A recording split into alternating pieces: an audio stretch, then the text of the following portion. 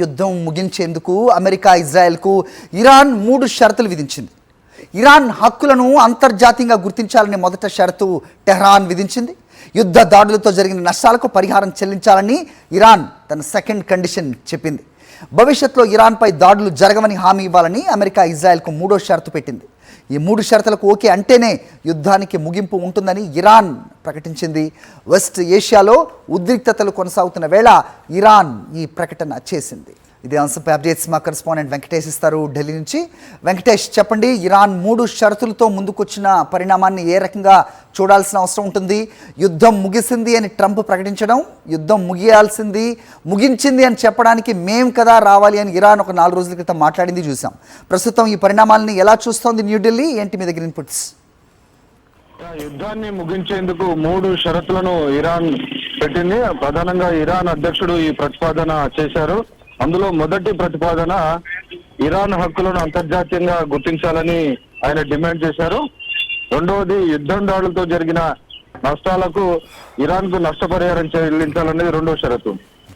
వాటితో పాటు 3వ షరతు, భవిష్యత్తులో ఇరాన్ పైన దాడులు జరగవని అమెరికా ఇజ్రాయెల్ కూడా మేరకు హామీ ఇవ్వాలని ఇరాన్ డిమాండ్ చేశారు. సో ఈ 3 షరతులకు గనక అంగీకరిస్తే యుద్ధాన్ని నిలిపివేస్తామని ఆ మేరకు ఇరాన్ కు సంబంధించినటువంటి అధ్యక్షుడు ప్రకటించినటువంటి పరిస్థితి మనకు కనబడుతుంది. సో దీనిపైన ఇంకా అమెరికా గానీ ఇజ్రాయెల్ గానీ దీనిపైన ప్రకటన చేయాల్సి ఉంది. సో మొత్తానికైతే మొన్నటిదాకా ఇరాన్ మాత్రం తాము లొంగిపోయే ప్రసక్తి లేదని భీషణ ప్రతిజ్ఞలు చేసింది. కానీ తాజాగా ఇరాన్ అధ్యక్షుడు మసౌద్ పెజకిషాన్ మాత్రం ఈరోజు షరతులతో కొన్ని విధించి తాము ఈ యుద్ధాన్ని ముగించేందుకు సిద్ధంగా ఉన్నట్టు ప్రకటించినటువంటి పరిస్థితి. అయితే ఇంకోవైపు ఇరాన్ మాత్రం అనేక చోట్ల గల్ఫ్ దేశాలపైన తన దాడులు మాత్రం కొనసాగిస్తోంది.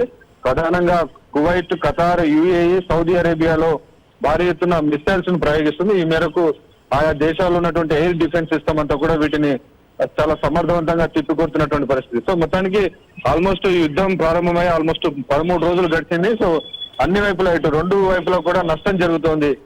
ఇరాన్ లో భారీ ఎత్తున ఇప్పటికే సుప్రీం లీడర్ ను కోల్పోగా, ఇంకోవైపు అమెరికా, ఇజ్రాయెల్ 2 దేశాల్లో కూడా భారీ ఎత్తున యుద్ధానికి భారీ ఖర్చు పెట్టాల్సి వస్తుంది. సో దాని ఫలితంగా ఇటు ప్రపంచ దేశాలపైన కూడా తీవ్ర ప్రభావం పడింది. చూసాం, మన దేశంలో కూడా ఎల్పిజి పైన కంప్లీట్ గా రేషన్ విధించినటువంటి పరిస్థితి. కేవలం గృహ అవసరాలకే ప్రాధాన్యత ఇవ్వాలని ప్రభుత్వం ప్రకటించింది.